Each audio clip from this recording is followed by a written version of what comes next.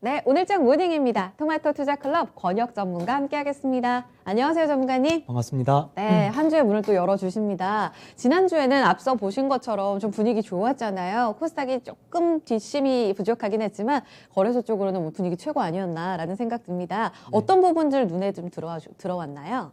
일단 수급적인 부분부터 한번 짚어드리자면 네. 저번 주 금요일 좀 간만에 거래소에서 기관 매수세가 좀 크게 들어왔습니다. 네. 5,800억 가량 순매수가 들어왔었는데 좀 특징적인 건 금투사가 꽤 많이 샀습니다. 한 5,600억 가량 순매수를 네. 했어요. 이제 투자 주체별 매매 현황을 좀 보실 때 네. 이렇게 좀 신고가를 달리고 있는 상황에서는 네. 일단 뭐 펀드 쪽의 투신이라든지 뭐 보험, 연기금 쪽에 좀 이런 보통 꾸준한 수급이 뒷받침돼서 들어올 수 있는 주체들이 받쳐준다라고 하면 베스트겠지만 이렇게 아무래도 좀 금투사가 단기성 자금에 좀 기인 하다 보니까 네. 가장 최근이라고 하면은 6월 1일에 한 6천원 가량 또 한번 그때 순매수를 했었는데 한 코스피 지수 한 20포인트 정도 오르니까 3일 만에 다시 다 팔고 나갔었거든요. 이렇게 금투 쪽으로 금요일에 대부분 수급이 좀 몰렸었다라는 네. 부분이 센티멘탈적인 측면에 있어서는 단기적인 좀 차익 실현 욕구를 키울 수 있는 하나의 요인이 되지 않을까 좀 보고 있고요. 예. 뉴욕 시장 분위기도 좀 같이 말씀드리자면 저번 주 기준으로 저번 주 기준으로 이제 다우 지수가 3.4% 상승을 했었는데 네. 3월 중순 이후 최고 상승치입니다. 그리고 S&P 500도 2.7% 올랐는데 이것도 2월 초 이후에 또 가장 큰 상승폭이에요. 나스닥도 2.3% 상승을 했었고요. 네. 이렇게 또 강한 상승 추세가 나왔었던 한 주였었는데 그 이유라고 하면은 이제 네. 시장을 받치고 있는 거대한 자금들, 그러니까 이 유동성 모멘텀이 쉽게 꺾이지 않을 거라는 걸 시장이 좀 어느 정도 소화를 했기 때문이라고 좀 말씀드릴 수 있을 것 같아요. 이 유동성 모멘텀이 꺾인다라고 하는 거는 뭐 시장 네. 예상치보다 금리 인상 시점이 빨라지는 그쵸, 부분이라던가 긴축. 아니면은 이 자산 매입의 규모가 네. 얼마나 축소될 것인가, 네, 또 네. 얼마나 이 자산 매입의 축소가 시점이 또 언제로 얼마나 빨라질 것인가, 빠르게. 이 부분이 좀 이 부분에 따라서 유동성 모멘텀이 또 꺾이느냐가 좀 결정이 된다는 건데 네. 결국은 파월이 일시적 인플레에 대한 기조를 좀 굳건히 좀 굳히면서 보여줬고. 시장 우려감이 해소된 거죠. 저번 주 이제 또 실업급여 청구자 수도 네. 이제 시장 예상치보다 좀 많게 나왔었고요. 네. 결국 이것도 고용 시장이 아직 안 잡히고 있다라는 부분이 또 간접적으로 확인된 부분이에요. 네. 금요일에 나온 또 근원 PCE 지수도 좀 네, 말씀을 네. 드리자면 전년 동기 대비 3.4% 올랐더라고요. 이게 이게 뭐 약 30년 만에 또다시 또 최대 상승폭을 기록을 했는데 네. 중요한 건 이제 5월에 나왔었던 이제 CPI 지수가 5%가 5% 나왔었잖아요. 였잖아요. 네. 전년 동기 대비해서 그렇게 급등했었기 때문에 이번에 나오는 PCE 지수도 시장에서 예상하고 있는 전망치보다 좀 크게 좀 상회할 거다라는 의견이 좀 지배적이었었는데 시장이 예상을 했던 거군요. 맞습니다. 근데 이것보다 좀 상회할 거다라는 의견이 지배적이었었는데 네. 이게 다우 존스 추정치에 부합하는 수준으로만 그냥 나왔어요. 그러다 보니까 오히려 뉴욕 시장도 좀 안정적으로 흘러갔었습니다. 오히려, 네. 결국에 이것도 뭡니까 이제 유동성 모멘텀이 좀 쉽게 꺾이지 않을 수 있다라는 부분이 좀 네. 간접적인 지표가 된 셈이죠. 네. 이 CPI 때문에 이번 PCE가 시장 예상치를 좀 상회할 거라는 의견이 지배적이었는데 이 예상치를 상회하지 않았고 이건 결국 또 일시적 인플레를 주장하고 있는 그 연준의 기조를 좀 뒷받침해 줄 수 있는 네, 요인도 네. 될 수 있다라는 부분이에요. 그러면서 네. 미국 시장도 이런 인플레 이슈에 크게 흔들리지 않고 좀 네. 안정적인 혼조세 마감을 했다라고 설명을 드릴 수 있겠는데 네. 다만 이 필라델피아 반도체 지수가 이제 좀 한 0.4% 가까이 빠졌더라고요. 이러면서 대형 기술주 쪽이라든가 반도체 쪽이 반도체 쪽이 좀 상대적으로 부진했었기 때문에 네. 우리 시장도 오늘 그 코스피 3,300포인트를 기준으로 해서 좀 차익 실현 욕구도 함께 나올 수 있다라는 부분도 좀 같이 말씀드리도록 하겠습니다. 네. 금요일 저희 시장 좀 분위기를 보자면은 네. 이제 코스피랑 코스닥 시장 양시장 분위기가 좀 2시 이후로 좀 크게 갈렸어요. 네. 이유라고 하면 이제 방역 당국에서 국산 치료제가 이 델타 변이 바이러스에 있어서 효과가 좀 떨어진다라는 내용이 나오면서 그렇게 됐는데 셀트리온 3사가 급락을 했죠. 예. 그러면서 코스닥 시총 1위인 셀트리온 헬스케어가 그래도 한 6%대 하락 마감했고요. 네. 코스닥 시총 2위인 셀트리온 제약은 8.9% 급락을 했더라고요. 네. 이게 좀 되게 아쉬우면서도 답답한 게 뭐냐면 네. 코스피는 그래도 지금 신고가를 뚫고 찔끔찔끔 올라가고 있는 상황인데 코스닥은 지금 뭐 미국도 그렇고 기술주 성장주들이 그래도 좀 상대적으로 강한 흐름이었는데도 불구하고 코스닥이 지금 좀 좋은 흐름을 보이지 못하고 있잖아요. 네. 이 신고가는 고사하고 지금 한 1020포인트만 터치를 하면은 윗꼬리 달고 내려오고 있는 상황이 계속 맞아요. 반복되고 있거든요. 네.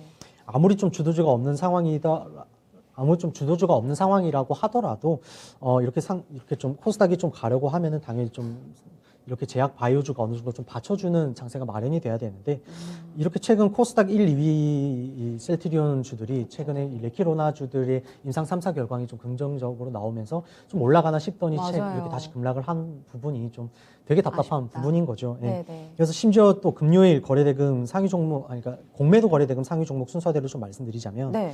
셀트리온 헬스케어가 처음 됐어요. 147억으로 가장 많았고요. 그 다음이 순서가 이제 시젠, 그 다음 셀트리온 제약, 아, 다시 뭐 또 신라젠, 그쪽으로. 신라젠이 아니라 제넥시, 뭐 HLB 이런 네. 순서입니다. 네네. 보자면 전부 제약 바이오잖아요.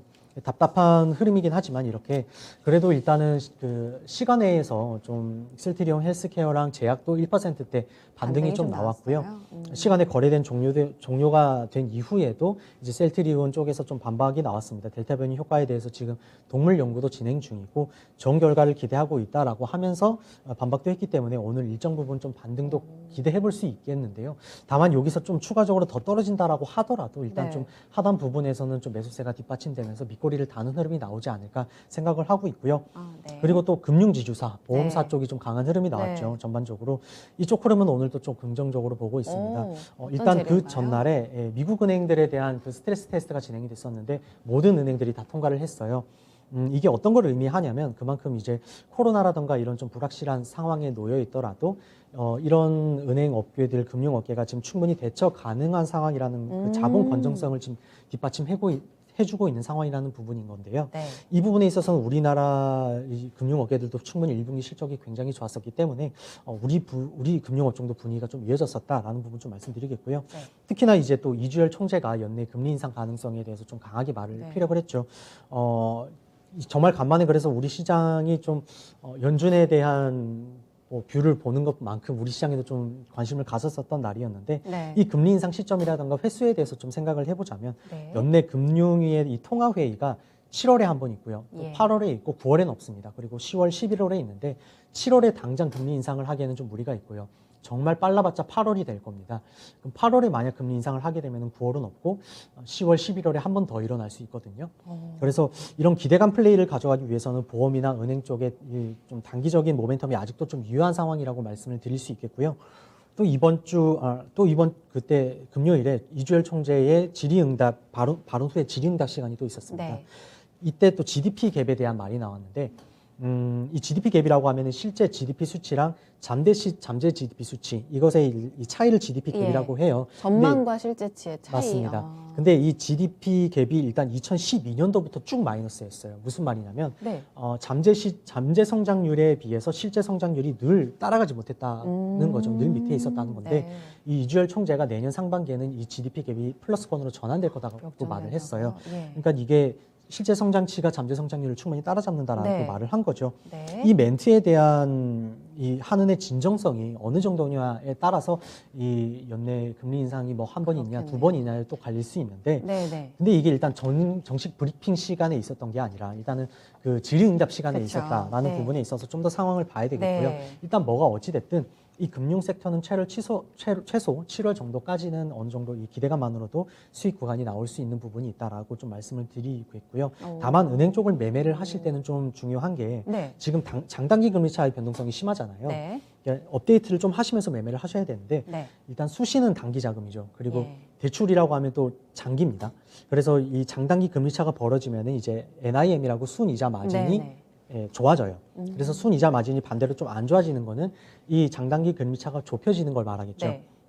최근 장기채 같은 경우라고 하면 이제 이 인플레 우려로 인해서 늘어나고 있는 공급 캐파, 그 공급 캐파로 인해서 코로나 이후에 이 디플레 압력까지 지금 같이 고려를 하고 있는 상황이다 보니까 어느 정도 하향 안정화가 일어나고 있는데 단기채 같은 경우는 이런 디플레 압력을 고려할 필요가 없다 보니까 그냥 주구장창 올라가고 있는 겁니다. 네. 이렇게 지금 장단기 금리차가 이렇게 좁혀지게 되면은 네.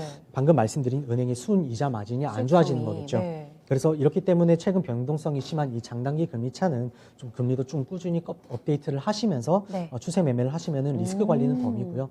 수익 구간도 좀 더 넓게 챙겨가실 수 있다라는 부분 좀 말씀드리겠고요. 네. 추가적으로 연관해서 투자 아이디어를 하나 말씀드리자면 예. 보험사도 지금 그 마이데이터 사업을 진출합니다. 이게 뭐냐면 일단 뭐 은행사, 보험사, 뭐 카드사, 뭐 증권사 같은 금융사에 흩어진 내 정보들을 전부 획일화 시켜가지고요. 나한테 맞는 상품도 추천을 받고 또 내 신용 정보도 좀 한눈에 알아볼 수 있게 하는 그런 사업 비즈니스예요. 네네. 그런데 이게 8월 4일에 시행이 되거든요.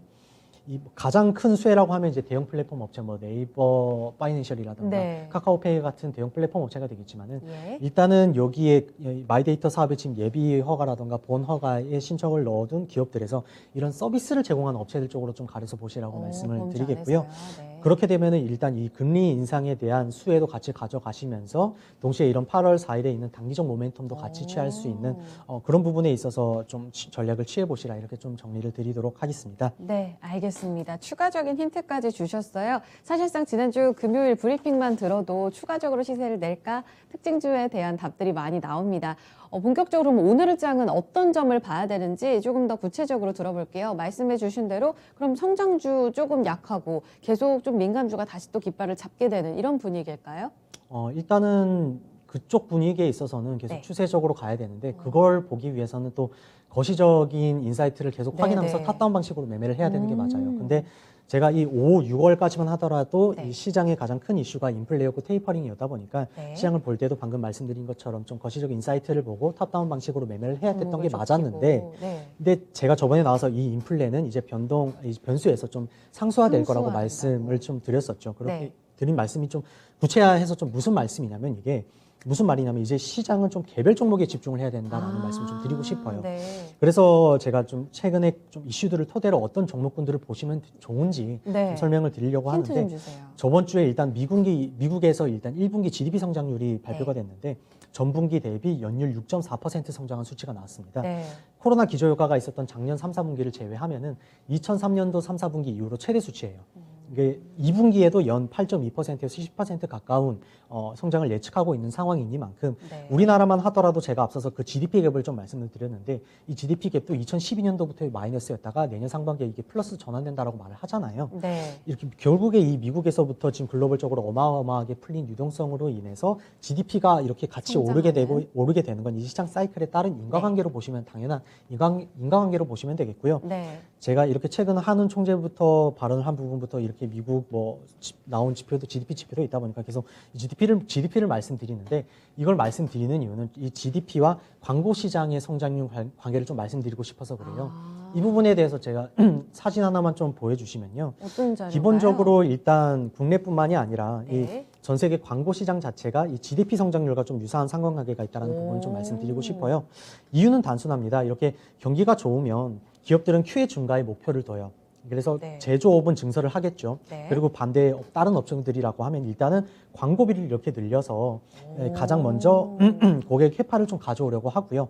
반대로 경기가 좀 안 좋을 때는 네. 기업 입장에서 몸집을 키우려고 하기보다는 그냥 네. 현재를 지켜야겠죠. 그래서 가장 먼저 줄이는 게 또 그때는 광고비가 됩니다. 광고비. 네. 그래서 이렇게 좀 코로나 이후에 이렇게 또 MMT 이론에 근거한 어마어마한 자금이 풀리다 보니까 와, 이렇게 네. GDP 성장으로 이어지는 구조적 변화에 있어서 수혜를 가져가는 업종으로 좀 보시면 되겠고요. 네, 2010년 이후로 거의 똑같이 이제 비례하는 그래프가 나오고 있어요. 맞습니다. 정관이. 그래서 최근 또 네이버라던가 카카오를 네. 봤을 때도 이렇게 좀 온라인 플랫폼 시장이 몸집이 굉장히 커지고 있다는 걸 네. 알 수가 있는데 이 온라인 플랫폼 시장이 커지면 커질수록 네. 날개를 다는 게 또 광고업입니다. 인풋으로 들어가는 비용 대비 늘어나는 파급 효과가 어마어마해지는 거고 ROIC 측면으로 또 한번 말씀드릴 수 있는데 ROIC 가 제가 이거 뭔가요? 저번 주에 말씀드렸었습니다. ROIC 측면으로 좀 말씀드리면서 이게 엔터 사놓고 추천드리면서 제가 했던 말이랑 구조적인 똑같거든요. 변화가 네, 달라진다. 그러면서 역시나 이 외부적인 구조 변화로 인해서 수혜를 가져가는 산업군이라고 좀 동일하게 보시면 되겠고요. 네. 여기서도 특히나 이제 좀 더 시야를 좁혀드리자면 해외 네. 매출도 좀 늘어나면서 네. 이제 좀 내부적 구조 변화로 이 TTL 그러니까 디지털 광고 비중이 좀 높아지고 있는 쪽으로 포커스를 맞추시면은 네. 외부적 구조 변화랑 내부적 구조 변화 동시에 이루는 좀 베스트 기업이 되지 않을까 이렇게 보고 있습니다. 그리고 또 최근 지속적으로 또 이슈라던가 모멘텀이 나오고 있는 게 5G 쪽이에요. 미국에서 지금 유럽 유럽이라던가 좀 동맹국들을 좀 포섭해서 신공급망 체계를 구축하고 있는데 네. 이번 G7 회의에서도 중국을 견제하는 이 공동 성명이 최초로 나왔습니다. 그러면서 얼마 전에 미국 연방통신위원회에서 중국 화웨이라던가 ZTE 같은 미국의 안보를 위협 주는 이 중국 통신 기업들에 대해서 거래 전면적으로 이제 승인 금지했고요. 이게 또 만장일치로 통과했잖아요. 네. 결국 그 반사수의 모멘텀 우리한테 오는 우리 쪽으로. 거고요. 네. 그리고 저번 주에 삼성에서 신규 5G 솔루션에 대한 이제 언팩 행사를 개최했는데 네. 28GHz랑 39GHz에 대한 이제 고주파 대역을 모두 이제 이거를 지원하는 핵심 칩들을 공개했어요. 예. 이 핵심 칩들이 내년에 출시되는 기지국 라인업에 전부 탑재가 된다라고 하고요. 결국 이거는 차기 주파수 경매에 있어서 그만큼의 압도적인 경쟁력 우위를 좀 점하는 부분이 될 수 있기 때문에 네. 이 부분에 대한 모멘텀도 좀 보셔야 되겠고요. 또 당장 저번 주 금요일에 나온 이슈이기도 한데요. 예. 넷플릭스가 지금 원래 미국이라든가 프랑스 같은 쪽에서는 이미 통신사들의 망 사용료를 지급하고 있어요. 근데 네. 우리나라는 지급을 안 하고 있거든요. 네, 네. 그래서 이게 SK 브로드밴드에서 망 사용료 받아내려고 이게 지금 방통위에 중재해달라고 신청을 했었어요.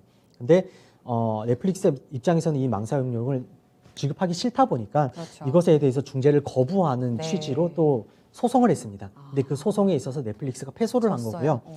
예, 물론 앞으로 이 부분에 대해서 더 싸울 수도 있겠지만 그렇죠. 결국 어느 선에서 협상을 하지 않을까 좀 보고 있고요. 이 싸움이 일단 지금 당장 통신사 입장에서는 잃을 게 없는 싸움입니다. 어차피 망사용료를 받는 게 없다 보니까 네. 지금 잃을 게 없는데 만약에 이 방통위에서 나온 지침대로 이 망사용료를 내게 넷플릭스가 된다면. 내게 된다라고 하면은 이건 엄청난 모멘텀인 네. 거죠. 왜냐하면 지금 사실 통신사들이 지금 5G에 대해서 투자를 좀 보수적으로 네, 했던 네, 네. 근원적인 이유가 당장의 이 수익성이 가시화되지 않았기 때문에 비용적인 부담이 있었던 건데요. 네. 이런 망사용료를 지급받기 시작하게 되면 이런 상황 자체가 달라지는 거예요. 그래서 일단은 이 넷플릭스가 패소를 했기 때문에 모멘텀이 당장 생기는 거고 이 모멘텀이 꺾이는지만 좀 업데이트를 해보시면 되는 거겠죠. 네. 그래서 이렇게 지금 당장 최근에 있었던 이슈들로만 좀 세 가지를 말씀을 드렸었는데 네. 이 5G 섹터가 1, 2분기에는 이렇다 할 모멘텀이 전혀 없었던 상황에서 이런 모멘텀이 생긴 상황이니만큼 네. 역시나 좀 지속 관심 가주셔야 된다라고 말씀을 드리겠고요. 그리고 최근 이제 또 델타 변이 바이러스 네. 이건 이거 어떻게 이 보세요? 우려로 인해서 관련주들 뭐 진단키트, 백신, 치료제들 전부 큰 상승 나오다가 금요일 날 이 치료제 효과 없다라는 단락하는. 내용 나오면서 네. 셀트리온 3사가 급락을 했었죠. 자, 이 델타 변이 바이러스로 인해서 그간 크게 조정받았었던 게 소비주들입니다. 네. 이쪽 기술적 반등 가능하겠고요. 뭐 화장품이라든가 의료, 미용, 패션 소비 다 단기적으로 가능한데 네. 괜찮을 수 있는데 저는 가장 좋아 보이는 건 좀 유흥 쪽이라고 말씀을 드리겠습니다. 화장품이나 섬유, 의복, 뭐 의료, 미용 전부 실적이 일단 나오면서 일단 기대감을 충족을 시켜줬잖아요. 네. 근데 실적이 이 유흥 쪽은 일단 실적 자체도 안 받쳐주고 있었다 보니까 주가 상승폭도 크지 않았어요. 네. 그런 상황에서 조정은 이번에 똑같이 받았거든요. 네. 그러니까 무슨 말이냐면 다른 소비주들에 비해서 늦게 올라가는 섹터군이 될 거고 실적도 뒷받침되지 않았다 보니까 이렇게 주가도 안 오는 상태에서 이렇게 네. 조정을 받은 건데 저번 주 우리나라도 1차 백신 접종률이 30%를 찍었습니다. 그러니까 결국 조금 더 긴 호흡으로 볼 수 있는 건 이 유흥 쪽이 될 거라고 좀 보고요. 특히나 이쪽에서도 좀 주류 업체 네. 쪽에서도 네. 유흥 쪽 매출 비중이 높은 업체를 좀 보시면 되겠고요. 네. 동시에 해외 성장률이 높은 업체, 그러니까 해외 성장률을 좀 말씀드리는 건 네. 기본적으로 음식료, 주류 모두 마찬가지지만은 네. 내수 중심이면 앞으로 메리트가 없습니다. 그러니까 우리 시장 이쪽 수출 규모가 모멘텀 보자. 맞습니다. 이쪽 우리 시장 규모가 90조인데 네. 글로벌로 가게 되면 9천조거든요. 그래서 내부적인 구조 변화를 좀 외형 성장의 노력이 보이는 업체들 쪽으로 가려보시라 좀 이렇게 말씀드리도록 하겠습니다. 네, 종목으로 압축하자 세 가지 짚어드렸습니다. 그럼 오늘의 관심주로 넘어갈게요. 이에 앞서서 추천주, 이 목표가 도달이 있습니다. 그에 더불어서 더 강하게 슈팅이 나와가지고 AS 이 후속 전략을 안 들어볼 수가 없어가지고요. 지금 네. 한 달도 안 돼가지고 5월 17일에 추천해주셨던 이 현대위아가 이 6월 7일에 이미 목표가 도달이 됐고요. 지난주에는 퍼포먼스가 추가적으로 너무 강하게 나서 이미 지금 40% 넘는 이런 어마어마한 수익을 나타내고 있습니다. 더 들고 갑니까, 전문가님? 일단은 절반 정도 수익 실현을 11만 원대에서 하시면 11만 되겠고요. 5천 원까지 갔어요. 기본 네. 소유자분들 같은 보유자분들은 조금 더 이제 50% 절반 덜어내시고 11만 원 선에서 그리고 나머지 이제 추세 매매 하시라고 좀 말씀을 드릴게요. 이것에 대해서 추세적으로? 좀 네. 길게 또 말씀을 드릴 수 있는데 아무래도 시간 제약이 있다 시간상, 보니까 네. 저가 이제 또 그 점심 시간에 하고 있는 그 방송을 통해서 돌직구, 계속 네. 보시면서 이렇게 알겠습니다. 이어 나가시면 될 것 같고요. 자동차 네. 부품주들이 이렇게 정말 많이 올랐죠. 그래서 네. 오늘 추천주들 중에서 제가 한라홀딩스를 가져왔는데요. 오늘의 추천주로 넘어갈게요. 네, 제가 한라홀딩스. 현대위아도 이렇게 말씀드리고 뭐 SL이라든가 네. 화신도 좀 말씀을 드렸었는데 이것들까지 다 올라가고 나서 이 부품주들 말고 물류 쪽도 관심 가지라고 하시면서 제가 현대글로비스도 드렸었습니다. 그것도 네. 지금 보니까 수익률이 꽤 나오고 계속 있더라고요. 네. 근데 현대글로비스만 있는 게 아니죠. 이게 네. 한라홀딩스도 있습니다. 그 알리바마부터 조지아까지 이어진 생산 벨트에서 앞으로 더 많은 생산 캐파가 만들어질 거기 때문에 이 관련 부품주들이 이렇게 오르는 건데 그 생산량 증가에 같이 이렇게 수혜를 받을 수 있는 건 이 물류 업체들도 마찬가지가 되는 거예요.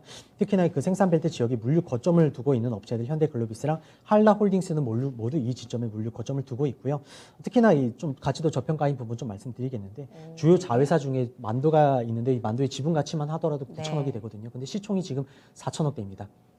한라홀딩스의 시총이 지금 4천억대예요. 그래서 주요 자회사로 또 한라도 있는데 한라 네. 같은 경우에 지금 매출 구성이 디벨로퍼 그러니까 자체 사업 분양 사업으로 지금 전환이 되고 있는데 이 디벨로퍼 사업이 과거에는 좀 미분양 사업의 리스크가 좀 있었다 보니까 네. 그만큼 좀 하이 리스크 하이 리턴이었는데 지금 미분양 리스크가 그만큼 없어진 상황에서 그냥 자체적으로 고수익 사업만 되는 겁니다. 네. 그래서 이쪽 구성으로 좀 매출 구성이 네. 좀 전환되고 있는 부분이다 네, 보니까 네. 역시나 한라홀딩스의 지분법이 개선을 좀 도울 거라고 보고요. 네. 결국 이렇게 좀 자체 자회사 가치뿐만 아니라 자체 사업 부분 또 같이 좀 보시면은 부품주들이 날아가는 그 모멘텀까지 동일하게 네. 이어받을 거기 때문에 역시나 관심 가져보시라 이렇게 말씀드리겠고요. 접근은 어떻게 할까요? 네, 그렇게 간단하게 좀 이제 좀 전략 말씀드리자면 매수가 46,000원 말씀드리겠고 네. 손절가 42,000원, 목표가는 52,000원 제시드리도록 하겠습니다. 5만 원대를 바라보는 한라홀딩스까지 전략 전해드렸습니다. 전문가님 고맙습니다. 감사합니다.